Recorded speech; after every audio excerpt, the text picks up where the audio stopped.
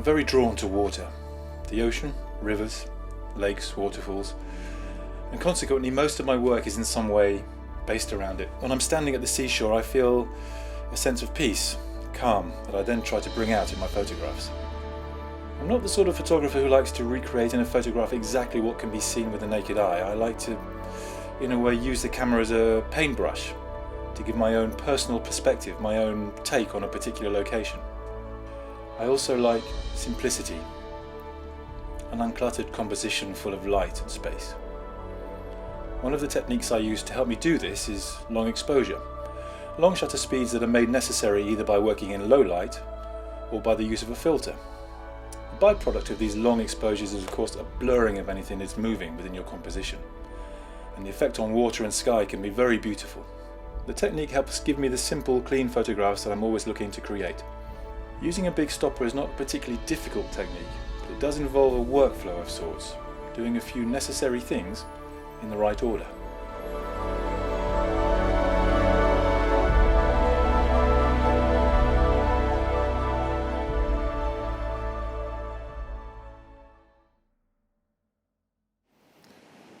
So Lee actually have two long exposure filters, the big stopper and the little stopper.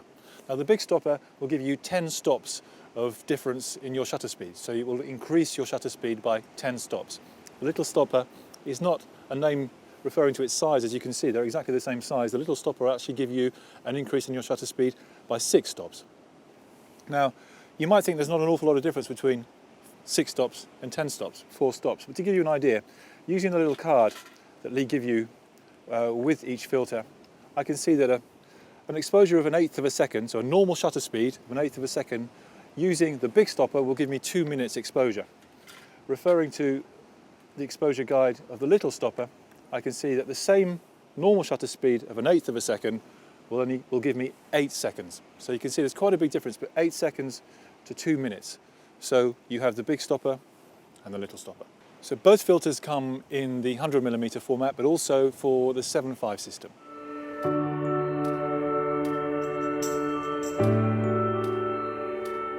So if one thinks about the process of a long exposure, obviously the camera is going to be using a shutter speed that's much longer than your average photograph, and there's various things that can happen through that long exposure that can affect the quality of your photograph afterwards. So what you want to try and do is make sure as much as you can that your camera is as solid and as sturdy as it can possibly be.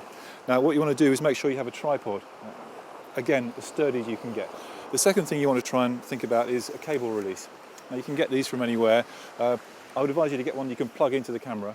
They tend to be much more reliable, and again it means you can control the shutter speed from the camera without having to touch the camera, which is obviously a very good thing. It also means that you can use the bulb setting on your camera, which means that you then control, you're taking over the shutter speed from the camera, you're operating it and you decide how long the shutter speed is going to be, not the camera. So those two very important things that you'll need if you want to do this sort of stuff. So what I want to produce here is a photograph of this old seawall behind me. Now this seawall's been here for many hundreds of years and it's got a very solid structure, and that's ideal for this sort of photograph. I'm going to use the big stopper to smooth the water, which will add an air of simplicity to the whole image. So that's how we're going to do this. We're going to use the big stopper, we're going to smooth this water down and hopefully create a very lovely, very ethereal photograph. What you need to do next, before you even put any filters on, is take the photograph as it is without a filter. Well, I've already set up the photograph that I want, the composition I'm after. I'm going to take an exposure now without any filters, and that's going to give me my starting point to then add the filters and decide on the right shutter speed afterwards. So let's do that now. I'm using the meter inside the camera. I'm going to check the histogram, and that's saying that it's about a 60th of a second. So that works well for me, a 60th of a second. So we're now ready for the big stopper itself. First of all, of course, the filter ring. You'll need to get the one that corresponds to the diameter of your lens. On that goes. Next comes the filter holder. Now you insert that onto the ring using the little plastic teeth first, and then a little brass fitting that clips over the top. We're on.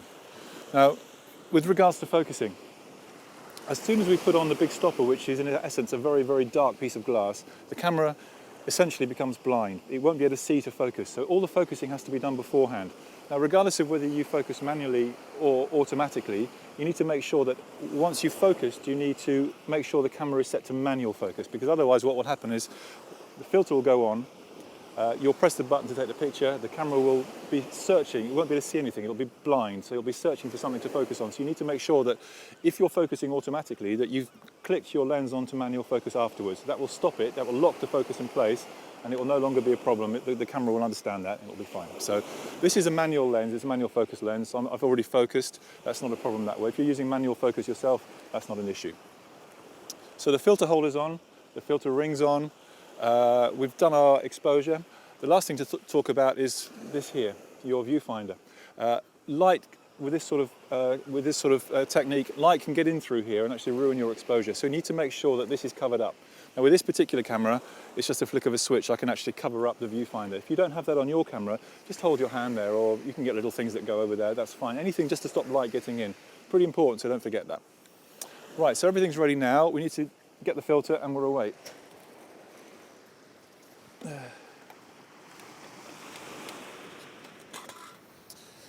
So here it is, the big stopper. Like I said, a very dark piece of glass with this little spongy bit around the outside there. That goes towards the camera. And if you need to make sure that it's on the sliders closest to the end of the lens.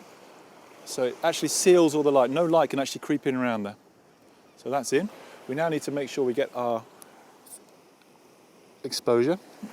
So we reach inside the tin and we get a little exposure guide thoughtfully provided by Lee. And we looked at a 60th of a second as a shutter speed beforehand. That will, according to this little guide, give me 15 seconds with the big stopper. So that's what we're going to do now.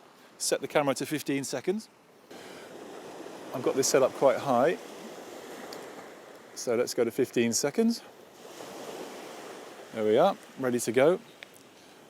Let's take the picture, see what happens.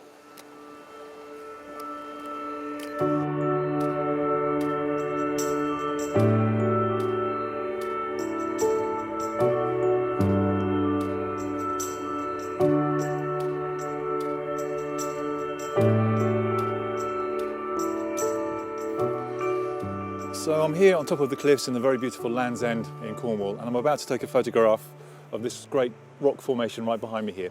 Now, while I've been standing here setting up, the mist is coming off the sea, as it often does, and to counteract that a little bit, to give me a bit more of an even exposure, I'm going to use a grad filter in conjunction with the big stopper. So here's the grad, and what you want to do is put the grad in before you put the big stopper on, obviously, because as soon as the big stopper goes on, you're not going to see a thing. So you need to put the grad in first, and you're going to use the guides the furthest away from the camera. And you'll put that in, and I'm going to use the eye just to set that up. Now I'm ready for the big stopper.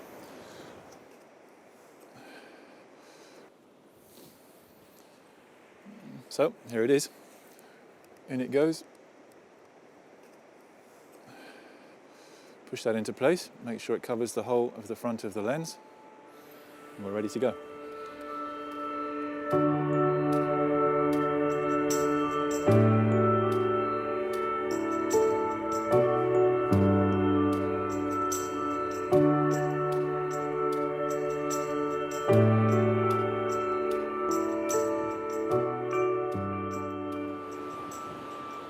So I want to make a photograph of this tin mine perched on the side of this cliff here. And equally, we're perched on the side of another cliff trying to get this shot. And what's happening is two things. First of all, the light's dropping very quickly, which is giving me a normal shutter speed of about half a second. What else has happened is that the wind's picked up. It's actually quite a strong wind blowing here now. Now, if I use the half a second shutter speed with a big stopper, that's going to give me around about 8 minutes exposure, which would be fine if it wasn't for the wind. Now, what will happen in the wind is that it'll start to move the camera. Because the wind's coming from that way, I can't really put myself in between the wind and the camera. So I'm going to use another little trick. I'm going to use the little stopper, because if I use the little stopper exposure guide, if I look at my half a second, that will give me 30 seconds exposure time, which is much more manageable in the circumstances. So let's do that. Close down the eyepiece. In it goes. Off we go.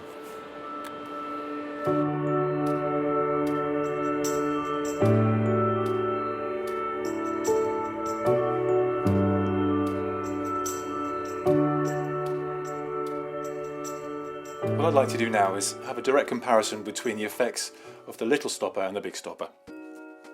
The normal shutter speed before the filter went on was 1/30th of a second. With a little stopper, that makes 2 seconds exposure. You can see the effect that this is having on the photograph. There's still a certain amount of texture within the water. I can still see some of the outline of the waves, but the water is very smooth and very soft. Now over to the big stopper. Our shutter speed of 1/30th of a second becomes 30 seconds with this filter. We can see here the dramatic difference. The ethereal water is very flat, there's hardly any texture left, the whole thing has a completely different feel and sensation. Now, with the two images side by side, you can clearly see the difference.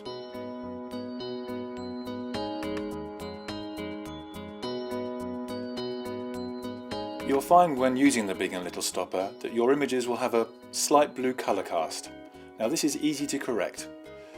You can either increase the colour temperature of your camera before you take the photograph, or if you shoot raw, you can easily correct in post-processing by increasing the colour temperature slider.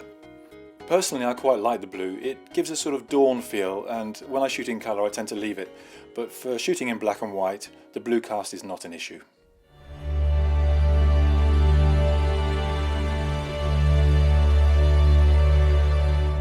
As you can see, using long exposures can provide some very dramatic results. Just remember to use a very sturdy tripod, focus and exposure settings should be on manual, and cover the viewfinder when the shutter's open.